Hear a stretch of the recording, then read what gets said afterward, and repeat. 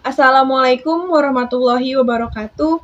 Kami dari kelompok 4 kelas 11 IPS 10 yang beranggotakan Alia Nurismawati dengan nomor absen 6, kemudian ada Andriansyah dengan nomor absen 8, Danella Listi dengan nomor absen 13, Faiza Nindita dengan nomor absen 19, dan Kevin Arya Moranza dengan nomor absen 26. Pada kesempatan kali ini, kelompok kami akan membuat video materi mengenai mitigasi bencana kekeringan. Apa sih kekeringan itu? Kekeringan adalah keadaan kekurangan pasokan air pada suatu daerah dalam masa yang berkepanjangan beberapa bulan hingga bertahun-tahun. Biasanya, kejadian ini muncul bila suatu wilayah secara terus-menerus mengalami curah hujan di bawah rata-rata. Musim kemarau yang panjang akan menyebabkan kekeringan, karena cadangan air tanah akan habis akibat penguapan ataupun penggunaan lain oleh manusia.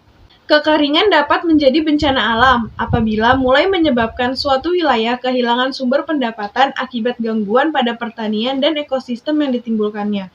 Dampak ekonomi dan ekologi kekeringan merupakan suatu proses sehingga batasan kekeringan dalam setiap bidang dapat berbeda-beda. Namun, suatu kekeringan yang singkat tetapi intensif dapat pula menyebabkan kerusakan yang signifikan. Dampak dari kekeringan yaitu ada banjir bandang, pepohonan mati, tanah menjadi gundul yang pada musim hujan akan menjadi tererosi dan banjir. Lalu ada urbanisasi, akibatnya hilangnya bahan pangan karena tanaman pangan dan hewan ternak mati. Petani juga akan kehilangan mata pencariannya. Dan yang terakhir, kesehatan manusia dan hewan terancam serta tanaman akan mati akibat kekeringan. Kekeringan memiliki beberapa jenis, yaitu ada meteorologis.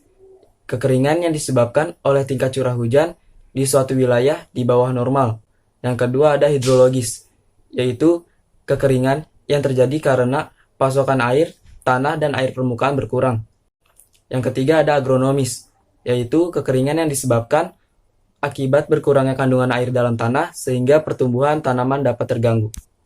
Penyebab kekeringan lainnya. 1. Curah hujan rendah. Hal ini biasanya disebabkan karena kurangnya uap air. Jika hujan semakin sedikit, maka kekeringan atau musim kemarau akan melanda. Yang kedua, ada penggunaan air secara berlebihan. Yang ketiga, minimnya daerah resapan. Yang keempat, hutan gundul. Yang kelima, minimnya sumber air. Cara mengatasi mitigasi kekeringan ada 3 tahap, yaitu 1. Tahap prabencana, yaitu tindakan antisipasi terjadinya bencana. Tindakan yang harus dilakukan yaitu 1. Masyarakat harus memanfaatkan sumber air yang ada secara efektif dan efisien.